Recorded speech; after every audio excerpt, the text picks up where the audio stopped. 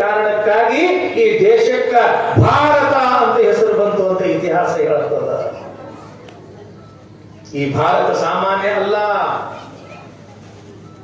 Alexander, ಇಡೀ ವಿಶ್ವವನ್ನೇ ಗೆಲ್ಲಬೇಕು ಅಂತ ಹೊರಟಿರ್ತಕ್ಕಂಥ ಅಲೆಕ್ಸಾಂಡರ್ ತನ್ನ ಗುರು ಆಗಿರ್ತಕ್ಕಂಥ ಅರಿಸ್ಟಾಟಲ್ಗೆ ಕೇಳ್ತಾನೆ, ಗುರುಗಳೇ, ನಾನು ಭಾರತವನ್ನ ಗೆಲ್ಲಬೇಕು ಅಂತ ನಡೆದೀನಿ, ಅದಕ್ಕೆ ಯಾವುದು ಭಾರತ ಅಂತ ನಾನು ಹೇಗೆ ತಿಳ್ಕೊಳ್ಬೇಕು?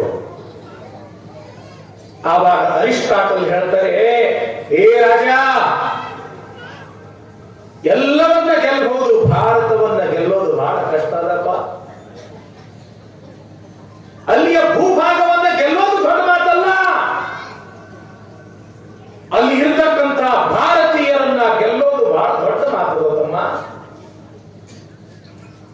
ಭಾರತ ಎಂತಕ್ಕಂಥದ್ದು ಅದೊಂದು ಕೇವಲ ಭೂ ಪ್ರದೇಶವಲ್ಲ, ಅದೊಂದು ಆಧ್ಯಾತ್ಮಿಕದ ಖಣಿ. ಭಾರತವೆಂದರೆ ಕೇವಲ ಒಂದು ರಾಜಕೀಯ ಸಂಗತಿಯಲ್ಲ, ಅಥವಾ ಕೆಲವು ಐತಿಹಾಸಿಕ ವಾಸ್ತವಾಂಶಗಳ ಭಾಗವಲ್ಲ. ಭಾರತ ಅಂತಂದ್ರೆ ಕೇವಲ ಹಣ, ಅಧಿಕಾರ, ಸಿರಿ ಸಂಪತ್ತಿಗೆ ಹುಚ್ಚಾಗ್ತಕ್ಕಂಥ ದೇಶ ಅಲ್ಲ.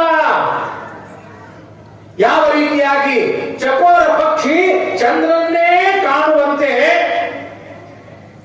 ಭಾರತ ದೇಶದವರು ಸತ್ಯವನ್ನೇ ಕಾಣಲು, ಸತ್ಯವನ್ನೇ ಹುಡುಕಾಡಲು, ಸತ್ಯದ ದರ್ಶನವನ್ನು ಮಾಡಲು ಹಂಬಲಿಸತಕ್ಕಂಥ ಒಬ್ಬ ಅಪೂರ್ವವಾಗಿರ್ತಕ್ಕಂಥ ಜನಾಂಗಗಳ ದೇಶ ಅದು ಭಾರತ ದೇಶ. ಅಂತ ಭಾರತ ದೇಶದಿಂದ ನಾ ಏನ್ ತರಲಿ ಗುರುವೇ ಅಂತ ಅಲೆಕ್ಸಾಂಡರ್ ಅರಿಸ್ಟಾಟಲ್ ಅನ್ನ ಕೇಳಿದಾಗ ಅರಿಸ್ಟಾಟಲ್ ಹೇಳ್ತಾರೆ, ಭಾರತದಿಂದ ನೀ ನನಗೆ ಏನಾದರೂ ಕೂಡ ತರಬೇಕು ಅಂತ ನಿನ್ನ ಮನಸ್ಸು ಹೇಳಿದ್ರೆ, ಭಾರತ ಸತ್ಯವನ್ನೇ ಸಾಧಿಸುವ ದೇಶ, ಅದಕ್ಕೆ ಸತ್ಯವನ್ನೇ ಹೇಳತಕ್ಕಂಥ ಒಂದು ಧರ್ಮ ಗ್ರಂಥ ನನಗಾಗಿ ತೆಗೆದುಕೊಂಡು ಬಾ. ಅಷ್ಟೇ ಅಲ್ಲ, ಸತ್ಯವನ್ನೇ ಸಾಧಿಸಿರ್ತಕ್ಕಂಥ ಒಬ್ಬ ಶಿವಯೋಗಿಯನ್ನು ನನ್ನ ಹತ್ರ ಕರ್ಕೊಂಡು ಬಾ, ನಾನು ಅವನ ದರ್ಶನವನ್ನ ಪಡ್ಕೋಬೇಕು ಅಂತ ತಿಳ್ಕೊಂಡು ಯಾವಾಗ ಅರಿಸ್ಟಾಟಲ್ ಹೇಳ್ತಾರ, ಆವಾಗ ಆ ಅಲೆಕ್ಸಾಂಡರ್ ಭಾರತಕ್ಕೆ ಬಂದ ಅಂತ ಈ ಭಾರತ ದೇಶವನ್ನು ನೋಡಿ, ಇಲ್ಲಿ ಇರ್ತಕ್ಕಂಥ ಆತ್ಮಜ್ಞಾನಿಗಳ ಸಂಗಮವನ್ನು ನೋಡಿ, ಆತನು ಕೂಡ ಒಬ್ಬ ಆಧ್ಯಾತ್ಮಿಕ ಸಾಧಕನಾದ ಅಂತ ತಿಳ್ಕೊಂಡು ನಾವು ಅಲೆಕ್ಸಾಂಡರ್ನ ಇತಿಹಾಸದಿಂದ ನಾವು ತಿಳ್ಕೊಳ್ತೇವೆ. ಗ್ರೀಕ್ ದೇಶದ ತತ್ವಜ್ಞಾನಿ ಮ್ಯಾಕ್ಸ್ ಮುಲ್ಲರ್ ಹೆಸರು ಕೇಳಿದ್ರಪ್ಪ. ಭಾರತ ದೇಶದ ಬಗ್ಗೆ ಬಹಳಷ್ಟು ಕೇಳಿದ್ರು ಮ್ಯಾಕ್ಸ್ ಮುಲ್ಲರ್. ನಾನು ಭಾರತವನ್ನು ನೋಡಬೇಕು, ಭಾರತೀಯರನ್ನ ಕಾಣಬೇಕು ಅಂತ ತಿಳ್ಕೊಂಡು ಗ್ರೀಕ್ ದೇಶದಿಂದ ಭಾರತಕ್ಕೆ ಬಂದ. ವರ್ಷ ಅಲ್ಲ, 2 ವರ್ಷ ಅಲ್ಲ, 3 ವರ್ಷಗಳ ಕಾಲ ಭಾರತ ದೇಶವನ್ನೆಲ್ಲ ಸಂಚಾರ ಮಾಡಿದ ಮ್ಯಾಕ್ಸ್ ಮುಲ್ಲರ್. ಯಾರೋ ಒಬ್ರು ಕೇಳಿದ್ರು, ಏನ್ರಿ ಮಹಾತ್ಮರ, ವರ್ಷ ಅಲ್ಲ, 2 ವರ್ಷ ಅಲ್ಲ, 3 ವರ್ಷಗಳ ಕಾಲ ನೀವು ಭಾರತ ದೇಶವನ್ನ ತಿರುಗಾಡಿದ್ರಿ, ಆದ್ರೆ ಒಂದು ದಿವಸನೂ ಕೂಡ ಕಾಲಾಗ ಚಪ್ಪಲಿಯನ್ನ ಬೆಟ್ಕೊಂಡಿಲ್ಲಲ್ಲ. ಬೇಸಿಗೆನ ಇರಲಿ, ಮಳೆಗಾಲ ಇರಲಿ, ಚಳಿಗಾಲ ಇರಲಿ, ಕಾಲಲ್ಲಿ ಪಾದರಕ್ಷೆಗಳನ್ನ ಹಾಕಿಕೊಳ್ಳದೆ ಬರಿಗಾಲಲ್ಲೇ ನೀವು ಭಾರತ ದೇಶವನ್ನ ಯಾಕೆ ತಿರುಗಿದ್ರಿ ಅಂತ ಕೇಳಿದಾಗ ಮ್ಯಾಕ್ಸ್ ಮುಲ್ಲರ್ ಎಂಥ ಮಾತು ಹೇಳ್ತಾನೆ ಗೊತ್ತದೆ ಏನು? ಮೈ ರೋಮಾಂಚನ ಆಗ್ತದ. ಬರಿಗಾಲಲ್ಲೇ ಯಾಕೆ ಭಾರತ ದೇಶವನ್ನ ತಿರುಗಿದ್ರಿ ಅಂತ ಕೇಳಿದಾಗ ಮ್ಯಾಕ್ಸ್ ಮುಲ್ಲರ್ ಹೇಳ್ತಾನ, ನಾನು ದೇವಸ್ಥಾನದಲ್ಲಿ ಚಪ್ಪಲಿಯನ್ನು ಬೆಟ್ಟಿಕೊಳ್ಳುವುದಿಲ್ಲ. ಇಡೀ ಭಾರತ ದೇಶ ನನ್ನ ಪಾಲಿಗೆ ದೇವಸ್ಥಾನ. ನೋಡಿ, ಇಲ್ಲಿ ಗುಡ್ಡದ ಬಸವರಾಜೇಂದ್ರ ಶಿವಯೋಗಿಯ ಮಠ ಅದ ಅಂತಂದ್ರೆ ನಮ್ಮ ಪಾದರಕ್ಷೆಗಳನ್ನು ನಾವು ಅಷ್ಟು ದೂರ ಬಿಟ್ಟು ಬರ್ತೀವಿ. ಯಾಕ? ಇದೊಂದು ಪವಿತ್ರ ಸ್ಥಾನ. ಮ್ಯಾಕ್ಸ್ ಮುಲ್ಲರ್ ಹೇಳ್ತಾನೆ, ಇಡೀ ಭಾರತ ದೇಶವೇ ನನ್ನ ಪಾಲಿಗೆ ದೇವಸ್ಥಾನ, ಅದಕ್ಕೆ ನಾನು ಈ ದೇವಸ್ಥಾನದಲ್ಲಿ ಚಪ್ಪಲಿಯನ್ನು ನಾನು ಬೆಟ್ಟಿಕೊಳ್ಳಲಿಲ್ಲ. ಇಂಥ ಪವಿತ್ರವಾಗಿರ್ತಕ್ಕಂಥ ಸ್ಥಾನ ಭಾರತ ದೇಶ.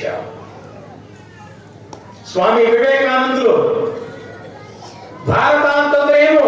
ಹಿಂದೂ ಧರ್ಮ ಹಿಂದೂಗಳು ಏನು ಅಂತ ತಿಳ್ಕೊಂಡು ಈ ದೇಶದ ಮಹತ್ವವನ್ನು ಸಾರಲಿಕ್ಕೆ ಅಮೆರಿಕಕ್ಕೂ ಹೋದ್ರು. ಶಿಕಾಗೋ ಪಟ್ಟಣದಲ್ಲಿ ಅದ್ಭುತವಾಗಿರ್ತಕ್ಕಂತಹ ಭಾಷಣವನ್ನ ಮಾಡಿದ್ರು. ಯಾವಾಗ ಇಡೀ ಅಮೆರಿಕ ಎಲ್ಲ ಸಂಚಾರ ಮಾಡಿ ಭಾರತ ದೇಶದ ಗುಣಗಾನವನ್ನ ಮಾಡಿ ಭಾರತೀಯ ಸಂಸ್ಕಾರ ಸಂಸ್ಕೃತಿಯನ್ನ ಅಮೆರಿಕನ್ನರಿಗೆ ತಿಳಿಸಿ ಯಾವಾಗ ಮರಳಿ ಭಾರತಕ್ಕೆ ಬಂದರು, ವಿಮಾನದಿಂದ ಇಳಿದ್ರು, ಸ್ವಲ್ಪ ಈಗ ದೂರ ಬಂದು ಆ ಭಾರತ ದೇಶದ ಆ ಮಣ್ಣನ್ನ ಹಿಂಗ ಬೊಗಸೆಯೊಳಗ ತುಂಬಿಕೊಂಡು ಹಿಂಗ ತಲೆ ಮೇಲೆ ಸುರುಕೊಂಡ್ರಂತ ಸ್ವಾಮಿ ವಿವೇಕಾನಂದರು.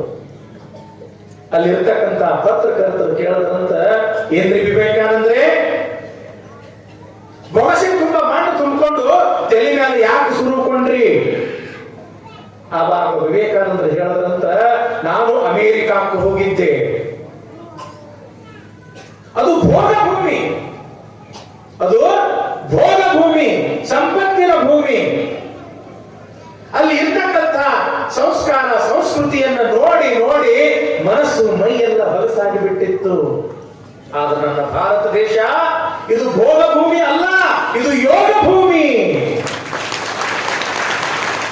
ಇಲ್ಲಿ ಅನೇಕ ಶರಣರು, ಸಂತರು, ಮಹಾತ್ಮರು, ಶಿವಯೋಗಿಗಳು ಅವತಾರವನ್ನ ಎತ್ತಿ ಜಪ ತಪ ಪೂಜೆ ಅನುಷ್ಠಾನದಿಂದ ಈ ಭಾರತದ ನೆಲವನ್ನ ಅತ್ಯಂತ ಪವಿತ್ರ ಮಾಡಿದ್ದಾರೆ.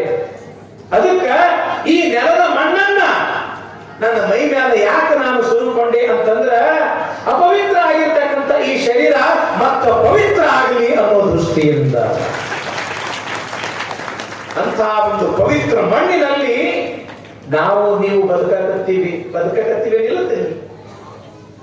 ಕ್ಯಾಡಗಿರಿ ಬಂದ ಕೂಡಲೇ ಮಠಕ್ಕೆ ಬರ್ತೀರಿ. ಆ ಮಠದ ನೆಲವನ್ನ, ಆ ಅಂಗಳದ ನೆಲವನ್ನ ಹಿಂಗ ಕೈ ಮೊಟ್ಟೆ ಹಿಂಗ ಹಣ್ಣಿಗೆ ಹಚ್ಕೊತೀರಿಲ್ಲ. ಯಾಕೆ? ಬಸವರಾಜೇಂದ್ರ ಶಿವಯೋಗಿಗಳು ಪೂಜಾ ಅನುಷ್ಠಾನ ಮಾಡಿರ್ತಕ್ಕಂತ ಜಗ. ಶಿವಬಸವರಾಜೇಂದ್ರ ಮಹಾಶಿವಯೋಗಿಗಳು ನಿತ್ಯವೂ ಕೂಡ ತ್ರಿಕಾಲ ಅನುಷ್ಠಾನವನ್ನ ಮಾಡಿ ತಮ್ಮ ತಪಸ್ಸಿನ ಬಲದಿಂದ ಈ ಕ್ಷೇತ್ರವನ್ನ ಪವಿತ್ರ ಮಾಡ್ಯಾರ ಅಂತ ತಿಳ್ಕೊಂಡು ಈ ಮಠದ ಅಂಗಳದ ಆ ಮಣ್ಣನ್ನು ಕೂಡ ನೀವು ಹಣಿಗೆ ಹಚ್ಕೊಳ್ತೀರಿ. ಯಾಕೆ? ಶಿವಯೋಗ ಮಂದಿರದ ವಿಭೂತಿಯಷ್ಟೇ ಪವಿತ್ರವಾಗಿರ್ತಕ್ಕಂಥದ್ದು ಈ ಮಠದ ಮಣ್ಣು, ಈ ಮಠದ ನೆಲ. ಅದಕ್ಕ ಇಲ್ಲಿ ಶಿವಯೋಗಿಗಳು, ಸಂತರು, ಮಹಾತ್ಮರು ಜನಿಸಿ ಇಂಥ ಮಣ್ಣನ್ನ ಪವಿತ್ರ ಮಾಡ್ಯಾರ. ಅದಕ್ಕೆ ಆಕಾಶ ಮಾರ್ಗದಲ್ಲಿ ಇರ್ತಕ್ಕಂಥ ನಂದೀಶ ಬೇರೆ ಯಾವ ದೇಶಕ್ಕೂ ಕೂಡ ಹೋಗಲಿಲ್ಲ. ಅತ್ಯಂತ ಪವಿತ್ರವಾಗಿರ್ತಕ್ಕಂಥ ಈ ಭರತ ಭೂಮಿಗೆ ಬಂದರು.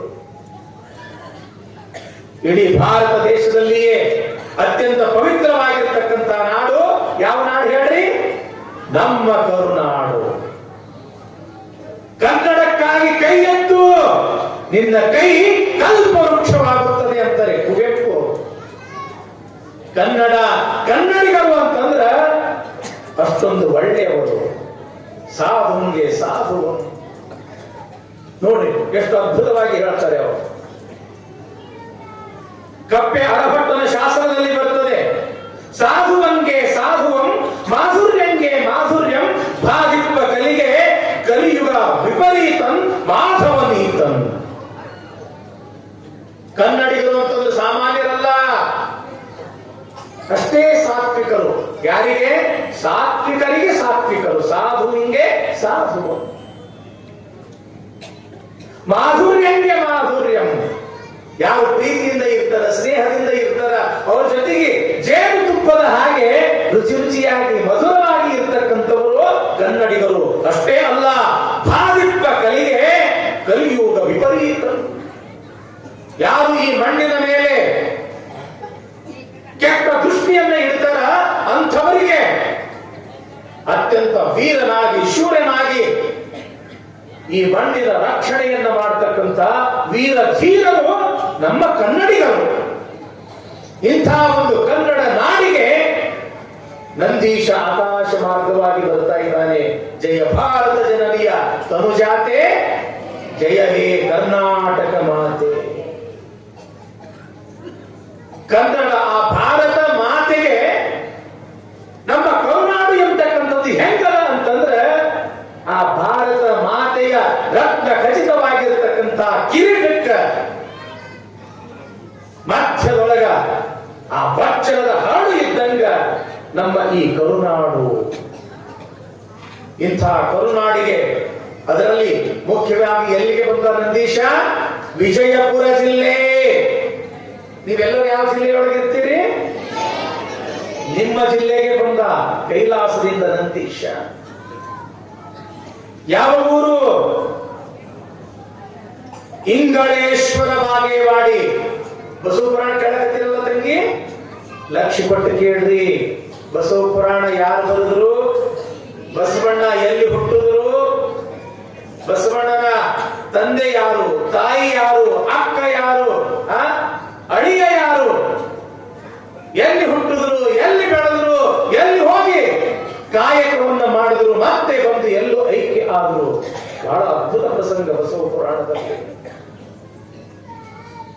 ಇಂಗಳೇಶ್ವರ ಬಾಗೇವಾಡಿ, ಈಗೆಲ್ಲ ನಾವು ಬಸವನ ಬಾಗೇವಾಡಿ ಅಂತ ಕರಿತೀವಿ, ಹೌದಲ್ಲ ತಂಗಿ?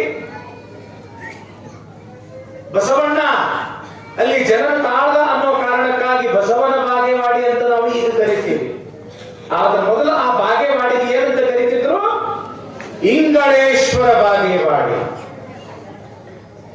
ಬಾಗೇವಾಡಿಯಿಂದ ಸ್ವಲ್ಪ ದೂರದಲ್ಲಿ ಇರತಕ್ಕಂಥದ್ದು ಇಂಗಳೇಶ್ವರ. ಆಗಿನ ಕಾಲಕ್ಕ ಅದೊಂದು ದೊಡ್ಡ ಪಟ್ಟಣ.